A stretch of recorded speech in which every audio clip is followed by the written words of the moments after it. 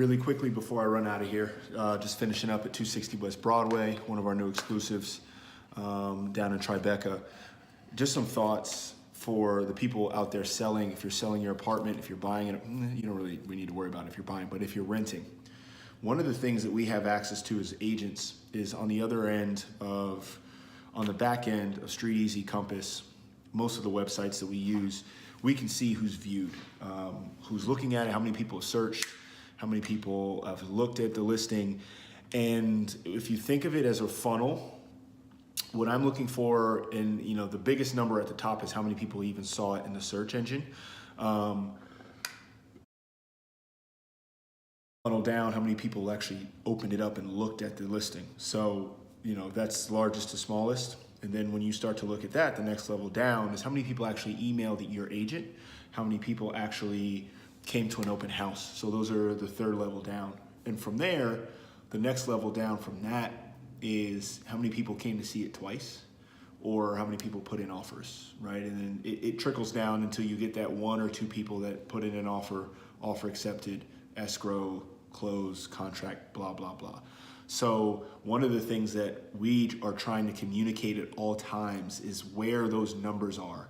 And if what I'm looking at on the back end is if I start to see that my listing is showing up in the searches, but nobody's clicking over to look at it. Okay, that's kind of the first filter. That could mean a lot of things, but typically that's gonna mean price, or that initial listing photo isn't quite sexy enough, right? So is there something I need to change with that? Typically our listing photos are pretty solid. Compass does a great job. You can tell and differentiate a listing photo from a Compass agent typically versus like a Douglas Elliman or somebody else because of the photography. It's a little brighter. We try to use only natural light, so you'll see a slight subtle variation. But as far as that's concerned, if they never trickle down into opening my listing, then it can be price or it's the photo initially. Okay, so that's gives us more feedback. That's feedback that I can give to the seller. From there, what I'm looking for are how many people click through the listing, look at it, but don't email me, right? So some of the listings are getting 50 to 100 a day. I noticed that if I drop an open house, I'm getting an uptick in listings because it's showing up. It's getting more it's getting updates, right? Another filter is how many people are actually saving the listing. That's another number that we're looking at. So all of these things are giving me information, and what the art of this is putting all of that information into the message that's either going to the seller or we're using it to determine, do we need to drop the price? And at every level, I'm always gonna feel that the price is off. And if I should know that every 3 to 4 weeks that we probably need to do a price reduction. That's just the name of the game. There are some things that I can do to change. I can paint. I can clean the apartment. I can have the apartment cleaned. I can take some of the furniture out, take some of the belongings out of it to make it look a little better when it shows. But if nobody's even getting from search into actually looking at the listing, then it's probably not, it's the price, right? Or it's the first photo, right? That's just essentially it.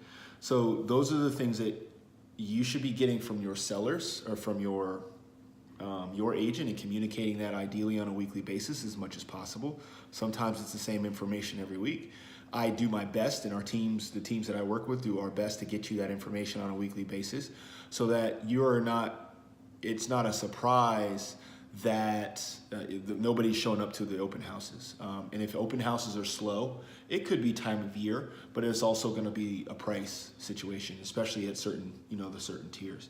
So again, think about that. If you're getting, if your apartment's not selling, if it's not selling, these are the things. If you're selling it by yourself or it's been on the market for a while, these are the questions that you can ask to your agent, and they should have an answer for you, and they should be able to cleanly express why. And sometimes this is more information for me to request that, that price reduction, because it always comes down to price in my opinion.